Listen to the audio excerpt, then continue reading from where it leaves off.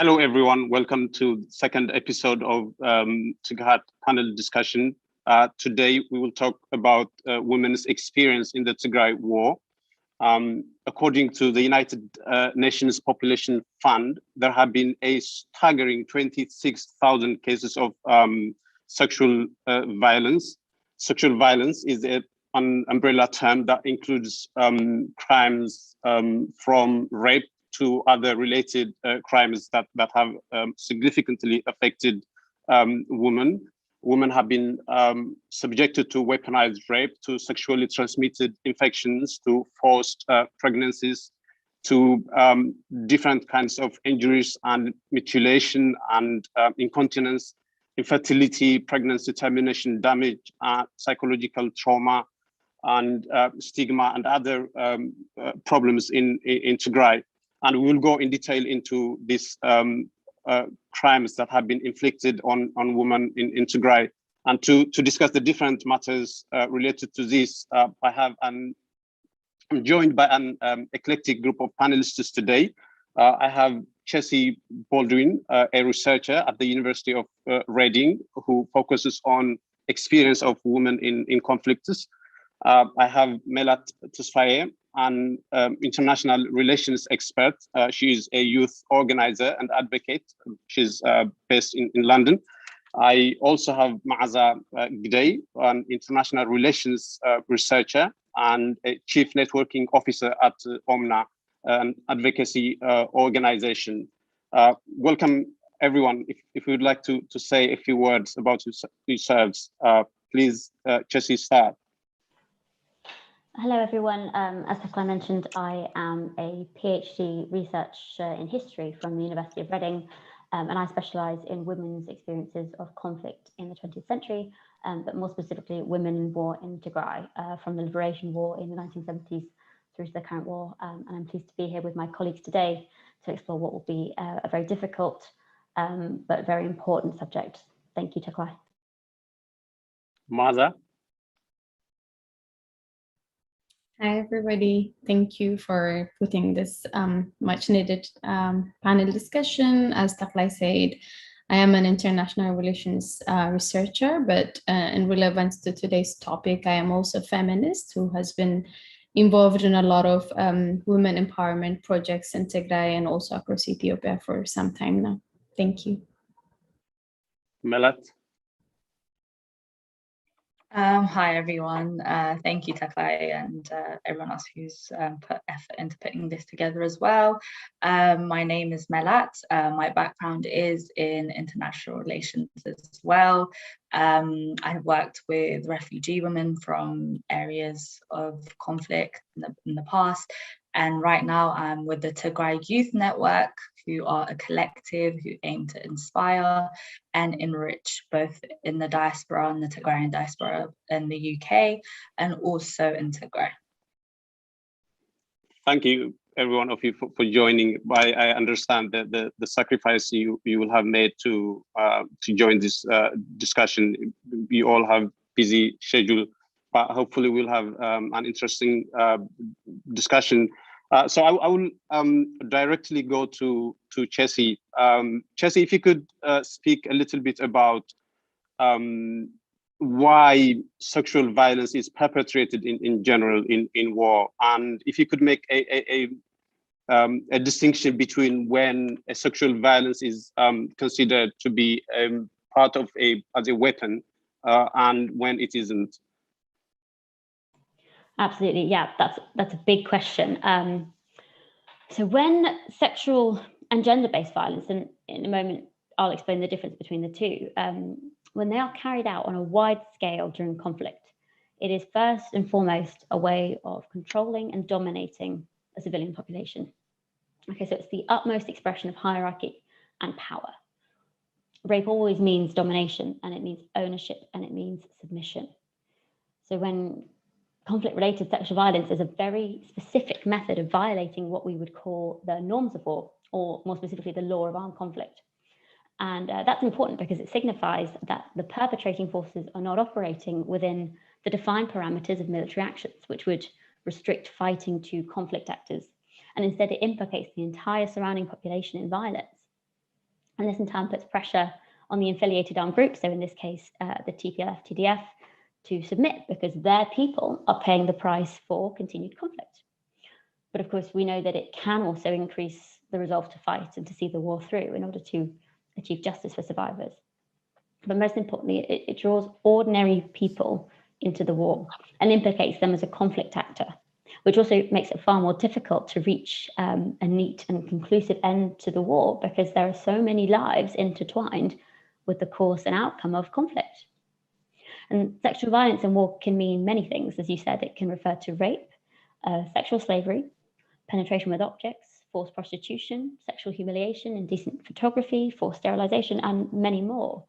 And it differs quite significantly in character to rape that happens in peace, which, despite notorious warning stories and notable high-profile cases of when attacks are random, rape during peace is actually statistically far more likely to happen in a place you know by a person you know, such as in the home by a known attacker.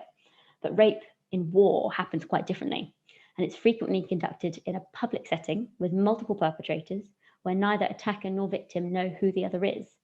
And this, of course, contributes to the terror of not knowing who could be targeted by whom, and serves to complicate justice processes as well by creating confusion around who is your attacker's identity. But the actual specific functions of conflict-related sexual violence vary in each and every context. It can be a reward system, it can be an initiation ritual, a method of ethnic cleansing, or a way to tear apart communities beyond reconstruction. And I think it's really important that we differentiate and disaggregate the experiences of survivors as a unit, because the violence has to be understood and classified appropriately in order for the right justice to be served to the right people. And there are subtle but very important differences between rape in war as a crime against humanity, rape as a war crime, weaponized rape, and rape as genocide, which I will just briefly explain those four terms. So a war crime is a violation of international law, and it can be committed by an individual, and it doesn't necessarily have to contribute to the wider aims of military strategy. But a crime against humanity, on the other hand, has to be what we would say is systematic. So it has to contribute to the wider aims. It can be military and it can be political. And this means that it can take place in war and it can take place in peace. So weaponized rape is actually not a legal term, but it refers to the way that rape is used as a method of warfare. So normally to compel an action such as submission or retreat. And those are three very different terms and they carry different meanings.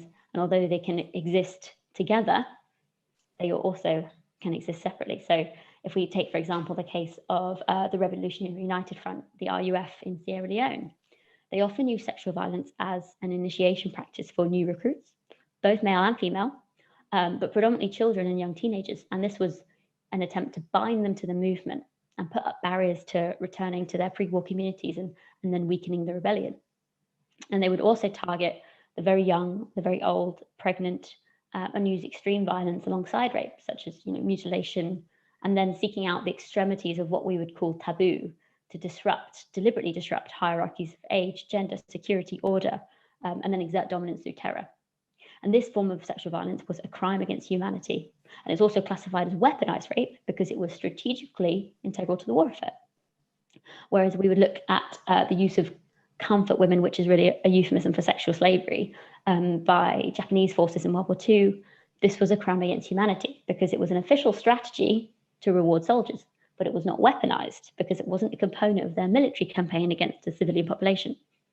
It still can, however, be called ethnically motivated violence because the victims captured were predominantly of Korean origin, and it was a way to dominate and humiliate that ethnic group accordingly. So these two examples are both instances of conflict-related sexual violence, and both constitute war crimes and crimes against humanity, but served very different functions in the war economy. And genocidal rape is quite different again. Genocide means intent to destroy a specific group as such. It's often equated, obviously, with murder and extermination, but legally, many acts actually stop short of killing, but are still considered genocidal because their aim is not total destruction. And in neither of the two cases that we've just discussed was the overall aim to destroy Sierra Leonean women entirely, nor all of Korea. But in Bosnia and Rwanda, for example, in the 1990s, sexual violence worked as a method of committing genocide.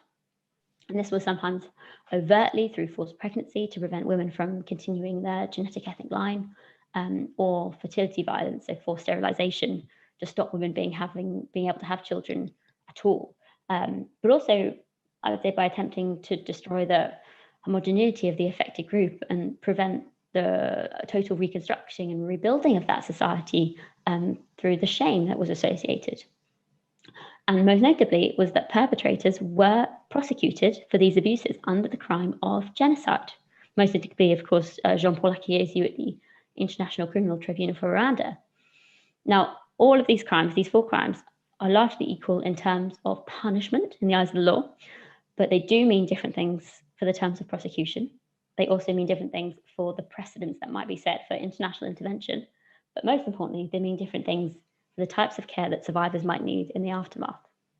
And there is evidence that every single term that we've just discussed is applicable, and we would hope prosecutable in the war in Tigray. But recognizing the explicit desire to use rape as a means to destroy Tigrayan women because they are Tigrayan, and the functions of the violence to force the civilian community into a position of submission through fear, I firmly believe that weaponized rape and genocidal rape are the most appropriate terms to use in this context. And I know we will speak more about the specific Tigrayan experience in a moment, so I won't say too much more on that right now. But what I hope that we can take from what I've just said is that when rape is carried out in war, it is always deliberate, and it always serves a specific strategic function. And frequently we hear this argument that it's inevitable that rape happens when an aggressive group is occupying territory, but this is a deliberately misleading accusation to deflect responsibility. And when we've seen occupying groups that rely on civilian assistance or aspire to positions of government, like in El Salvador, Peru, Sri Lanka, and of course in Tigray itself, as I mentioned before, during the Liberation War in the 70s and 80s, there is a notable absence of accusations of sexual violence. And we also know that when women are a significant part of the combatant group, there are fewer accusations of gender-based violence, although of course women can and do act as perpetrators of gendered violence themselves. And I will just briefly round up by touching on the difference between sexual and gender-based violence. So gender-based violence is an incredibly nuanced term and essentially encompasses all violence committed on account of hierarchies of gender. So this can range from physical domestic violence, psychological trauma, and also through violence through discrimination. It undoubtedly predominantly impacts women and girls, but it can also be directed against men. And we have seen a very specific type of violence carried out against men in this war, like public beatings, public executions. And in some ways, these are also tied to the pandemic of gender-based violence because they are related to hierarchies of gender, and they render victims publicly helpless and undermine concepts of masculinity by reinforcing kind of a militarized, masculinized dominance. But gender-based violence is a pandemic that extends far beyond this war, but has been taken to the furthest extremes that gender specialists have known in the contemporary world in this conflict. And I realize that this has been a whistle-stop tour, but I think that understanding the different terms and the different functions and what they mean helps us to see how every act of violence in this war, as in others, is carefully designed for a specific function. And when we can see this violence as implicitly or explicitly gendered, this has quite significant ramifications for realizing how gender roles, gender expectations, gender hierarchies become deeply and fatally weaponized during total war. Mm-hmm. Thank you so much, Jessie, for defining the terms very clearly. The terms have been being bandied about without giving correct definitions, and I believe that has muddied the waters with regard to the discussion. And I hope the clear definition and the distinction that you have drawn now will go some way into giving people the right vocabulary to talk about when the crimes are perpetrated. Maza, so we know for sure from the connections we have from Tigray and from the reports that we have been reading from international media that the crimes, the horrific crimes that Jessie just described have been perpetrated. We know that for sure, right? But the government people, the people who have been supporting the war, have found a way to dismiss the allegations. One of the arguments is that they have employed is to say that, well, even before the war started, rape was rampant in Tigray. And the reason that they give for that is the Yuhono movement that I know you were an important member of. So they would say the reason that so the Yuhono movement, briefly speaking, it was a movement to say enough is enough with regards to rape in Tigray. Maybe you will have a better translation of the term, but I hope I have made the point. And they would say that the reason they started the movement was because rape was rampant anyways. And the only thing that has changed during the war is it's being reported, it's being filmed. Other than that, there isn't any significant difference, even though we know for a fact that rape has been being perpetrated at a massive scale.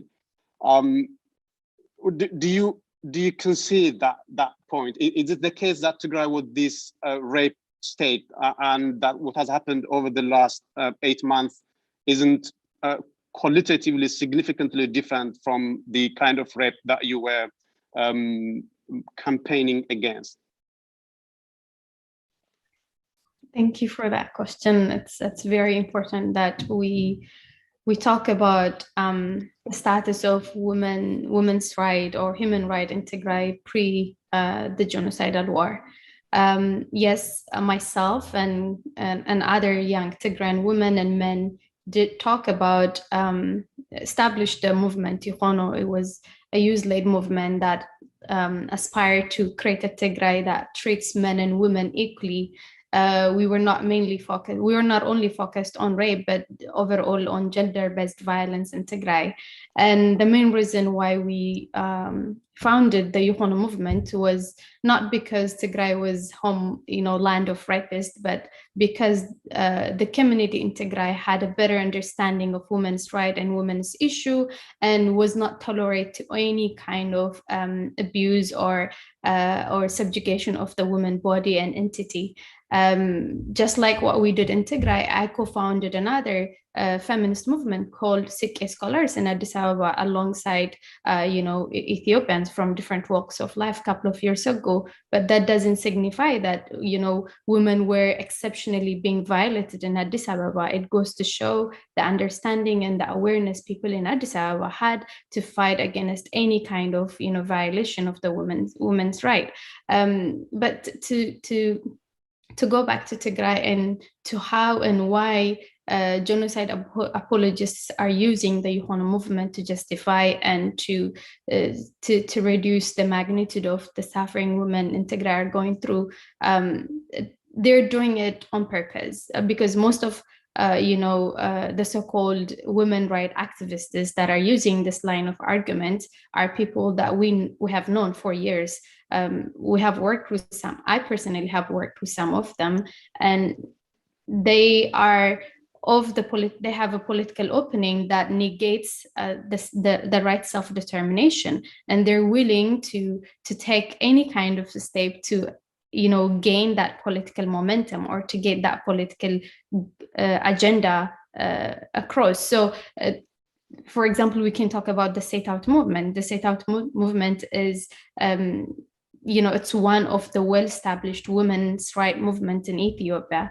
They have done quite a good job prior to the conflict in Tigray in highlighting the women's rights issue within Ethiopia. But once we established the Yuhono movement, the founders of that particular feminist movement had reached out to us. They told us to deny our Tigray identity. They required that we do not focus on Tigray, but work on a women issue overall in the country. And we told them that's not going to happen, because what we wanted to do was to see a Tigray that treats men and women equally. It doesn't mean because Tigray was exceptionally hellish place for women in Ethiopia, but because the society in Tigray knew better. We were aware, and women relatively had a better chance and opportunity at reporting gender-based violences that they would face in their day-to-day life. So we wanted to take that, change, take that glimpse, hope of progress and make it something bigger than it was. So that's why we established the Yuhono movement. And we were approached by multiple Ethiopian feminists, including the Set Out movement. And we were told to drop our nationalist feelings or attachment or perspective that we're trying to look into women empowerment issue altogether. So I guess the best answer I would have is no, Tigray was not a hellish place for Tigray, for Tigrayan women, or generally for women in Ethiopia. Yes, there cases were being reported. Feminists, including myself, were working day and night to better, the environment for women. But it's mainly because we were aware about what is possible for women. We had hope and believe in the Tigrayan community, in the Tigrayan society, that we collectively ought to see a better Tigray that treats men and women equally. That was the only reason why we were talking, we were being open, we were discussing about it. If you look into cases of gender-based violence in the Amhara region, in Somalia region, in Afar, where the community are more or predominantly patriarchal and are oppressive when it comes to women issue, cases are not reported because that reporting culture is not enshrined in the community. The women there do not have the agency or the power to speak about the violences that they would face. But relatively in Tigray was better. Women had freedom. They could say no to gender-based violence, and that's why there was a movement, towards creating a better environment for women in Tigray, including the Yuhono. Yeah, thank you for explaining that beautifully, Maza. The story that you're telling me reminds me of a story that was popular in Sweden a year or 2 years ago. Sweden is one of the countries where the most number of sexual harassment cases are reported to. And some people run away with that story and say that, well, then Sweden is one of the countries where women oppressed the most. But that wasn't actually the actual story, the actual lesson. The actual lesson was that in Sweden, there is a high degree of awareness that every little instance is reported. And that's what inflates the numbers, right? So it doesn't mean that Sweden is hell for women. It means that there is a high degree of awareness for women's safety, and even the slightest case of sexual harassment is reported. But the story you're telling me, or the justification for starting the Yuhono movement, is exactly the same to that. You didn't start the Yuhono movement because you observed a high degree of sexual violence in Tigray, but because there was, for whatever reason, we could go into the reasons another time, there was an understanding, that an awareness that is an issue that needed to be raised, and that was why you did that. I was actually reading one of the stories that inspired you to start that movement was a woman who was raped in, I think, not in Tigray, but outside Tigray. I forgot the name, but maybe we'll return to that another time. Melat, so as you would have heard, heinous crimes, weaponized rape, and the other crimes that Chessie described have been perpetrated against the women of Tigray by different parties, right? By the Ethiopian Defense Force members, by Eritreans, by Amhara militia. We haven't heard of any report from the TDF side, but at least we know that there are at least 3 parties who have been involved in perpetrating these crimes. Does it matter that the perpetrators of this crime are these 3 different parties, and what does it mean going forward? What is your assessment of the situation? Yeah, so I think that's a great question, because it's really important to draw a difference between the 3 perpetrators, and that are the Ethiopian troops, the Eritrean troops, and the Amhara militia and special forces. It's important to look at them with 2 perspectives. One is the fact that they are all different entities and have different commands, from higher up. Additionally, it's also important to kind of group them together in terms of looking for justice and accountability. And I say this because the idea of them being separate is important, because the perpetrators all commit different acts. So there's different patterns into the sexual violence that we've seen coming from 3 of the different entities. So when we look at the crimes that come under the bracket of the Ethiopian troops, we see a lot of attempt to humiliate, to cause shame on the victims, and it's done with a high degree of violence. And when this humiliation and shame is brought upon the different, the families within Tigray, eventually that will lead to the breakdown of society, and that will lead to implications in rebuilding. Because these are long-term traumas that are inflicted upon not just the victims, but their families as well. Another thing that we've seen when it comes to the Ethiopian troops' involvement in the sexual violence is that there seems to be a wide age range. So there seems to be an age range maybe starting from as young as 8 up to grandmothers in their 80s. So there seems to be no woman who is safe in Tigray from the Ethiopian troops. And when we lead on to, really look at the Eritrean troops and what they, the pattern in which they have been conducting sexual violence in the region during the war, we see a lot of the violence being gang-related. It's done in such high numbers with no regard to the afterwards implications, health implications towards the women. A lot of the time there is an element of abduction and kidnapping as well. So it's multiple crimes that are tied into the sexual violence. Some of these women are being taken away from their families, from their husbands, and they're being taken to military camps.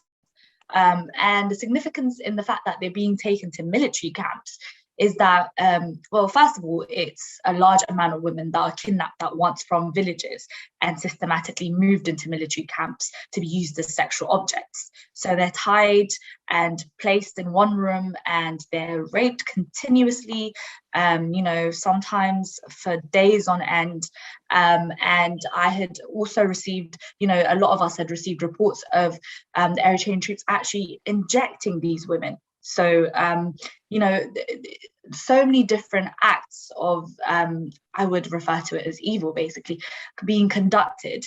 But when you kind of really look at why they're in these military camps, it goes back to the systematicness of it all. It goes back to the fact that these men are using these women as an act of bonding in military.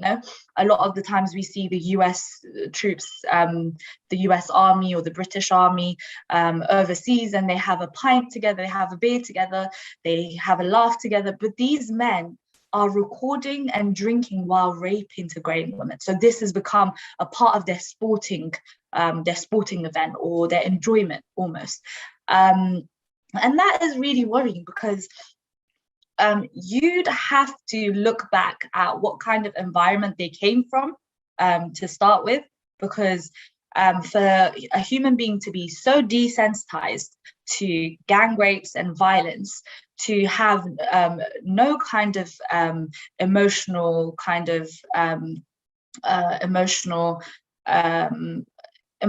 relation with the fact that, how evil this act is, and to proceed in drinking and laughing and recording and actually bonding with your fellow military men in front of these victims, there is a different level of desensitization in the Eritrean troops. And, you'd have to really, I think that's something that would have to be studied even deeper than we have now, or what I have discussed right now, because it's really deep kind of human detachment that is required to commit these type of atrocities. And then when we get onto the Amhara militia, we see a really massive sense of genocidal element. And that is because of the ethnic cleansing that they don't actually shy away from.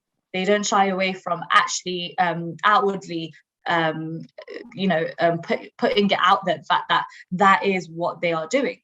And I think in the CNN reports that we've had, the gruesome reports that really shone a lot of light on the sexual violence in Tigray and the victim stories, there was a word used, which I think is very important when we talk about what the Amhara militia are doing in the Tigray region, and that is the Amharization of the Tigrayans. And that is basically the word that you can really use as evidence for how this is purely genocidal, and it calculates to being ethnic cleansing.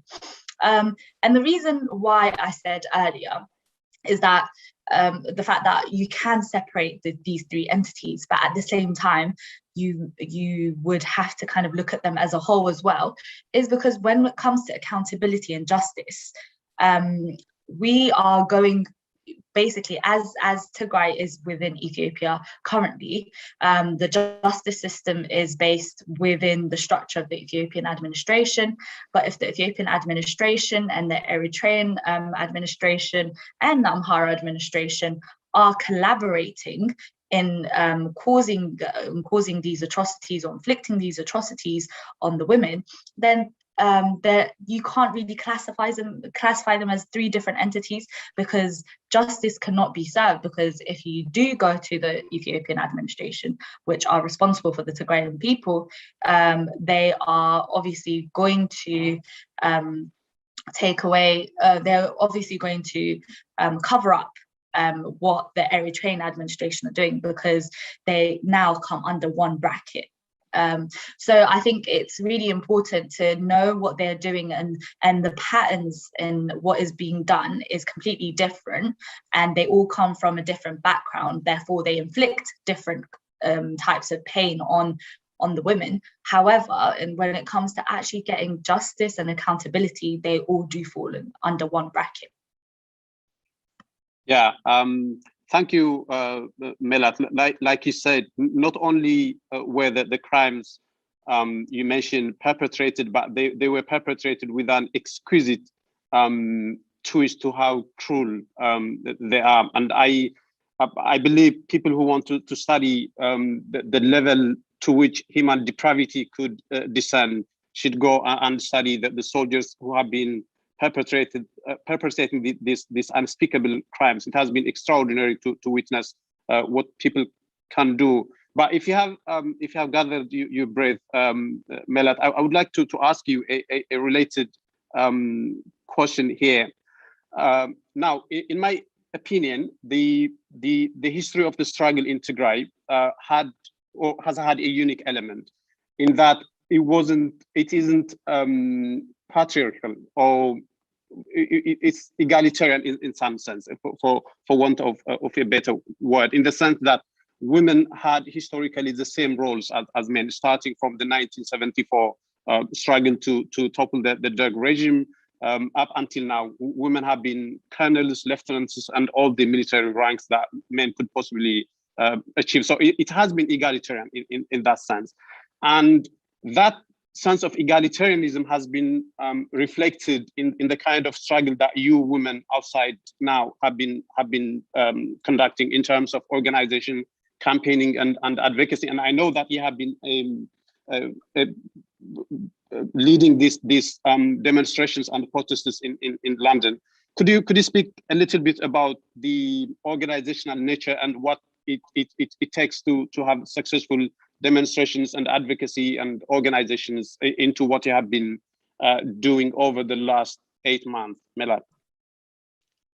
Yeah, I think this question sort of ties into what Maaza was saying earlier, which is the fact that our society is not the fact that we have crazy cases of sexual violence in Tigray, but it's the fact that the self-awareness of the people and the awareness of gender roles and sexual violence, and generally things that affect women, are quite high within our society and our community. And I think this comes in with what you just asked me. It's the fact that traditionally and culturally, our women are the backbone of our community. they have always been the backbone of our community, and they still continue to be the backbone of our community. And that is because, again, like what you said, they have always been involved in every type of institution, structures, since before the days of my parents or my grandparents. And a lot of our grandparents, me personally, you know, they're the biggest influence within the household. They have massive voices, they are listened to, and they are respected. And I think that's something that we have been taught culturally and traditionally. When it comes to the diaspora, I think it's quite key to sort of be aware that a lot of women have a lot of emotional awareness. They have a lot of skills of self-management. They have a lot of skills of mobilization. And that has clearly shown in the mobilization and in the diaspora.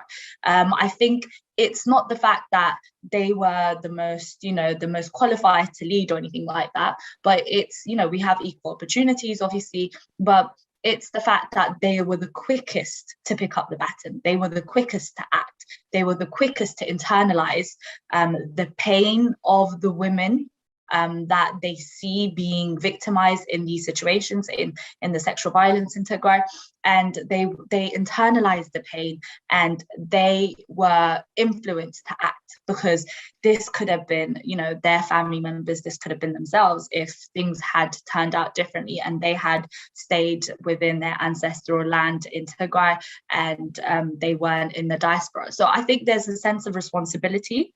And that responsibility comes from a lot of the times what has been passed on to us culturally, and the respect that we have for our community and the women of Tigray. And I think you asked me how hard or how easy it is to kind of mobilize and to lead protests and so on. And I'm not going to sugarcoat it. It's a difficult job. It's very difficult. It's a full-time job. And the reason why I say this is that there are so many different ways of doing things, and I think to find the most effective way in such a short period of time, it's quite difficult to make sure that all these different opinions and all these different ideas come together, and to make successful rallies and to make successful events and things of that sort is quite difficult. But I think when you have a bigger purpose, when you have something that is basically a life and death and a survival type of situation, you have no means but to unite. And I think our people are an exemplary example of, you know, what mobilization under pressure means, and what mobilization under the push for survival means.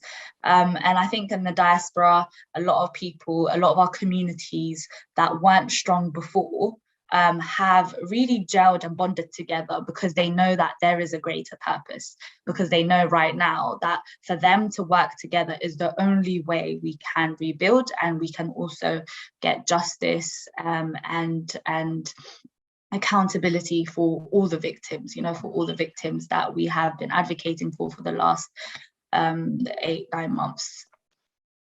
Thank you, Melat.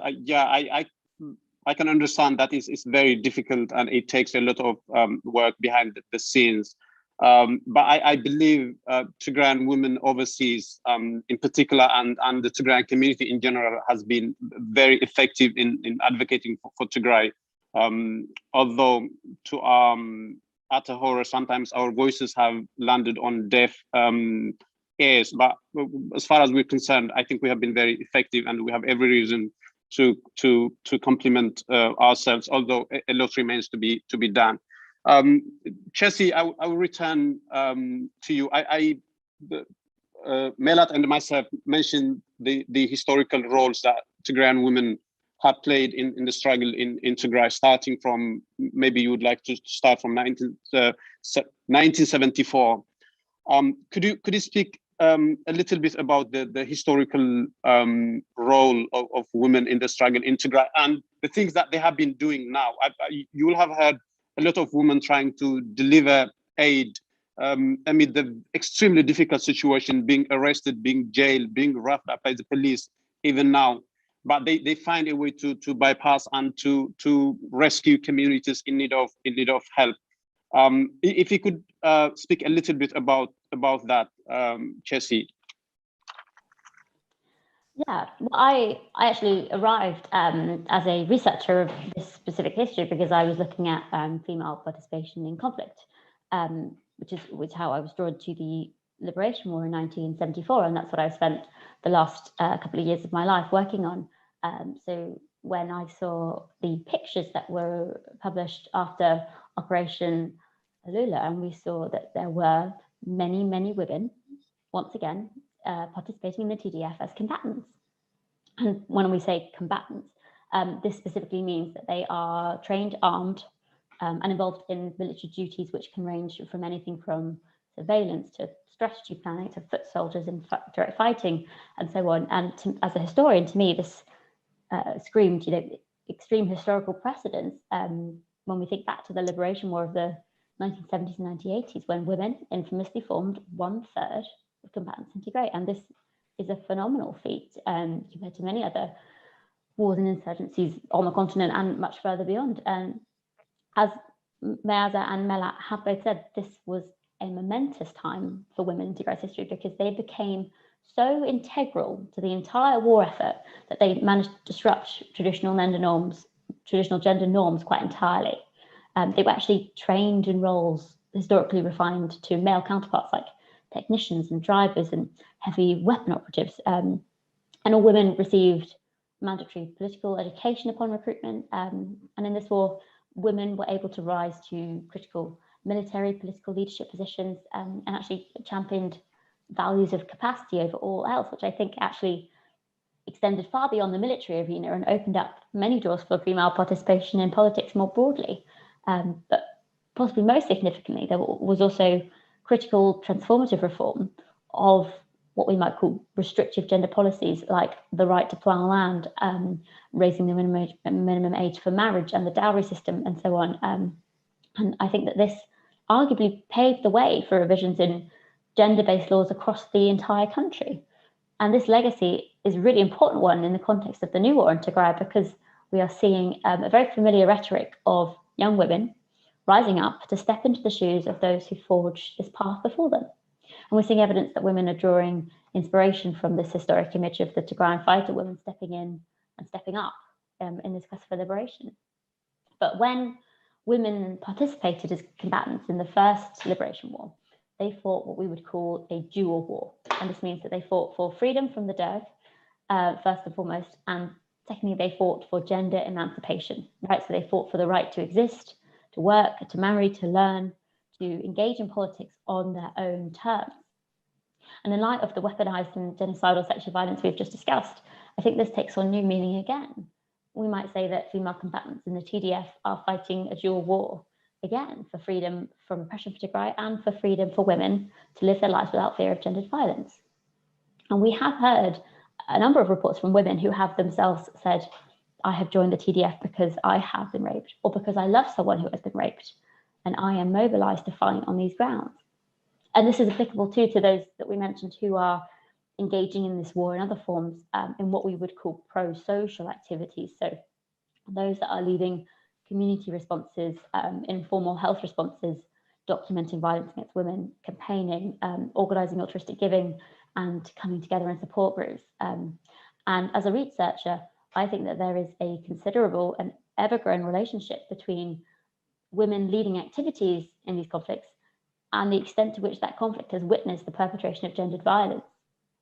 And what we are already seeing being advocated for, and what I believe has and will continue to be a critical pillar of the broader war effort in Tigray, is a campaign for longer-term transformative social change for women, which means legal changes to women's rights in domestic violence, legal ramifications for the perpetrators of weaponized and genocidal sexual violence, and a far greater emphasis placed on women's bodily autonomy in the years ahead in this war as it was in the last. And that's where what Meaza had previously said about how thinking about pre-war campaigns for anti-rape were actually much more significantly related to the degree that this was a critical awareness rather than being a problem that was more rampant than in other places in the country.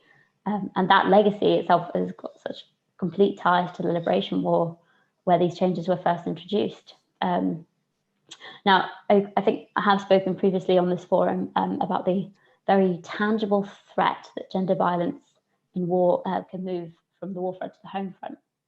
And historically, we know that patterns of domestic violence can rise in the post-war arena. And this is partly because of the long-term challenges of the post-war world, where there has been disruption of life and property and familiar order and the climate that that creates. But it can also be related to a permissive environment for gender-based and sexual violence that the war has brought about. I would say that the Liberation War was not necessarily a linear story of progress for women, and that this does warn us that great attention will need to be paid during the future reconstruction process to ensure that women's contributions and experiences are recognised and accurately reflected in the peacebuilding process, and not reversed or restricted, as has previously been the case in this context as in others. But what I would say is that war does ultimately open up arenas for change. And we absolutely have to understand and confront head-on weaponized violence against women. And I think we also have to holistically think about the impact of war trauma for all those who've engaged in this war directly or indirectly. And there is no doubt survivors will need support for the rest of their lives.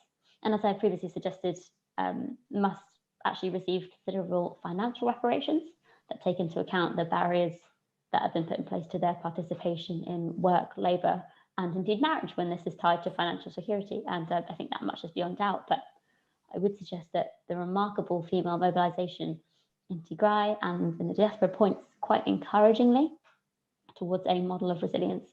I think this community has known all too well what it means to live through war and what it means to rebuild. And if voices of women can continue to be at the heart of discussions, and all these incredible young people, some of whom are with us today, are working together, some in leadership, but many, many more doing critical work in activism, awareness campaigns, support groups, all behind the scenes to form the backbone of the movement, then I would suggest that there are opportunities for long-term transformative protection for changes for women here. I think Tigrayan women are once again fighting for this dual freedom in this war, and that the phenomenal mobilization efforts that we've discussed suggest that there is real chance that historic change for women is in fact afoot. Yeah, Jessie, like you alluded to, the role of women in Tigray, especially in the struggle, is very wide and it's very deep waters. And I'm extremely happy that people like you, like yourself, plunging into that water by way of doing research. And I hope your research and the work that you're doing with women of Tigray will help bring an end to this recrudescence of the suffering of women. I think it's something that should come to an end. They have endured suffering for far too long, and it's about time we brought an end to it. But Maaza, I will return to you.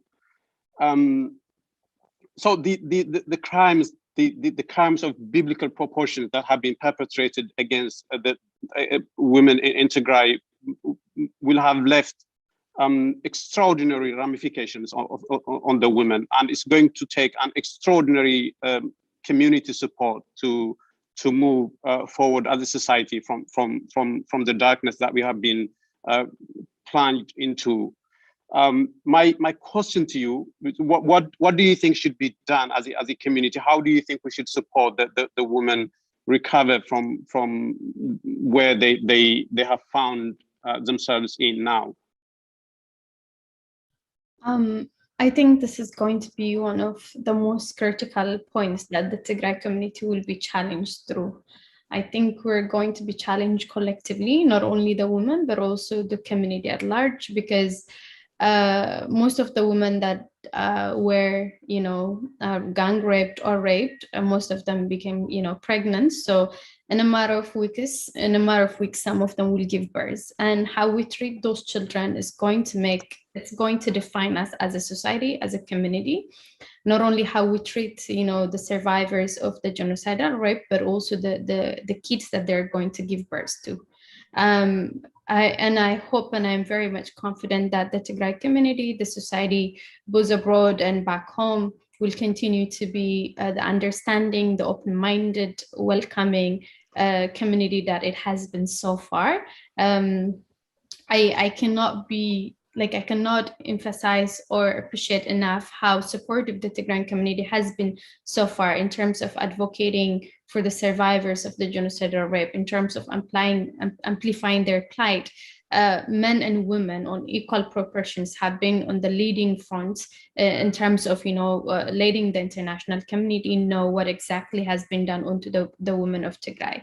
And I think it's very imperative that we continue to provide that support and protection to the women, not because they're weak, but because they have been violated time and again, and they deserve a special kind of treatment, and that they will decide on, obviously. So their agency needs to remain intact. They need to be consulted on everything. The first option of anything should be given to them. It's very important that we continue to empower them, no matter what has happened onto them. They're women, phenomenal ones, with an agency to decide on what should be done or shouldn't be done in a way of, you know, helping or supporting them. The other thing we all need to remember is, you know, the very, like, the long-standing impact this is going to have on them. So they're going to need time to heal. They're going to need time to come to realization with what has happened to them, because no matter how open-minded or understanding our community is, this woman, they still live in a country, in a third world country, where victims are most of the time shamed for what happened to them. So they might still have that, you know, victim shaming mentality in them. They might feel that this was something that they brought onto themselves. So we need to help them understand that they're not at fault. None of this is their fault. All of the things that they went through is because of genocidal forces that decided to use the woman body as a battleground to achieve a political agenda. So it's very important that we help the survivors understand that we're not at fault by any means. After that, hopefully, once peace and security is restored in Tigray, the Tigray community abroad and back home will engage in building institutions and centers that will provide a much needed support for the women, a comprehensive support, but also find ways to sustainably empower them so that they can get back their independence and continue to be, the sole providers for themselves. Because I feel like the best thing that could happen to a woman, or the most empowering thing that can happen to women, is to have a financial stability. And we need to find ways to give that to them, to help them get there. I think that's what can be done. But in the immediate, we need to continue amplifying their plight. We need to continue calling the international community to take immediate and concrete steps that would not only provide the survivors support, but also prevent more young children and women from becoming victims. Because as we all know, the war is still ongoing. Invading forces still remain in parts of Tigray. The Ethiopian illegitimate federal government has just waged another, like a second phase of the genocidal war. More forces are being recruited and mobilized from different parts of the country. So the suffering of women, I feel like, is going to continue unless something is done to stop the genocidal war. So while we have, or there are things that need to be done in the long run, but in the immediate, we need to continuously advocate for the genocidal war to stop, and by way of implication for the weaponized rape and other sorts of gender-based violence that women are facing in Tigray to stop. Overall, we do this because women in Tigray are empowered enough to say no to any kind of subjugation. All the advocacy work that you have seen pre and after the war in Tigray can be justified or explained by the mere fact that the Tigrayan women are empowered enough to know their rights and to say no whenever those rights are infringed or violated. Yeah, absolutely, Maaza. I completely agree with you that the things that you mentioned need to be done in the long term. But like you alluded to at the end, as we speak, some of the crimes that we have mentioned are being committed, right? And we must bring an end to it as soon as possible.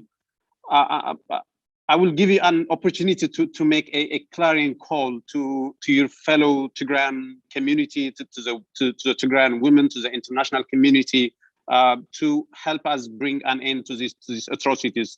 I will give you 1 minute. Yeah, so some of the things that we can call for in the immediate are, first of all, for targeted sanctions both on the Ethiopian and Eritrean governments. These are sanctions that can be done through intergovernmental organizations such as the UN and EU, or unilaterally by independent countries. Countries can put sanction on these warring actors. In addition to that, there needs to be an immediate humanitarian corridor or access to Tigray, so that the women that have been faced with this genocidal rape could have access to much needed humanitarian aid, including medical supplies. Most of them have been exposed to, STD, fistula, and other kind of health crises. So they need immediate support. So there needs to be humanitarian corridor. But in addition, and most importantly, there needs to be a negotiated ceasefire so that the war could stop and the suffering of the woman could come to an end. So these are the three main things we need to push for in the immediate. Yeah, thank you, Maaza. I think we're about to wrap up this discussion because of the thing they call time. I think we're running out of time. But before we do that, I will give you an opportunity to make some final remarks, maybe 1 minute each. I will start with Melat.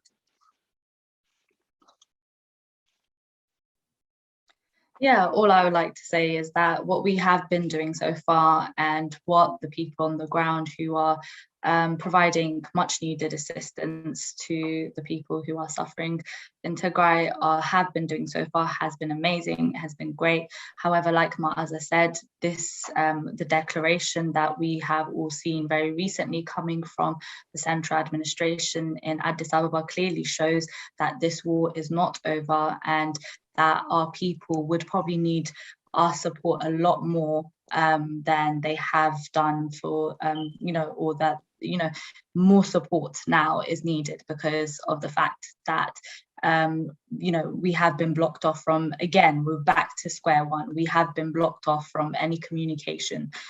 There's a blackout there that was initiated by the government, by the Ethiopian government. So we are finding it hard now to even get access to any information. So we need to do the digging and we need to do the reporting, just like we had been doing in November. So in fact, it needs a lot more of our effort than has needed in the last couple of months. So I would say in terms of advocacy, we need to amp that up. And in terms of all the demands that Maaza has mentioned just before me, that is what we need to concentrate on. So that was what I would like to get across. Thank you, Melat. Chessie, please go. Yeah, I just was thinking about something that we spoke about earlier in the relationship between violence and peace and violence and war. And I just wanted to wrap up by making it absolutely clear that it is intellectually completely possible to recognize that sexual and gender-based violence exists in peacetimes, and that it is violence in war is strategic and purposeful within the parameters of that conflict. And saying that it happened in peace does not legitimize the widespread perpetration during conflict, and is frankly just an example of misinformation and deliberate misdirection, not least evidenced by what Melat has told us, that different perpetrator groups are deploying different types of violence for their own specific ends and agenda. And I hope that that is quite clear. And finally, just thank you to our guests for being here today. And I look forward to future sessions on the Tighat Forum, where we might unpack the experiences of mass displacement, which we haven't managed to touch on today, and also justice processes for women that might be applicable in Tigray. and their roles in nation building, of course, as we consider what a post-war Tigray might look like in the months and years ahead. So thank you all. Yeah, thank you, Jessie, for giving an intellectual spin to some of the terms and words that people have been using in this regard. So I think we will wrap up today's discussion here. I think even with all the things that we have said, we have only covered the tip of the iceberg, and there is a lot to cover. And I know that Jessie, you have plans to go a little bit deeper into the iceberg, and I can't wait to have those discussions.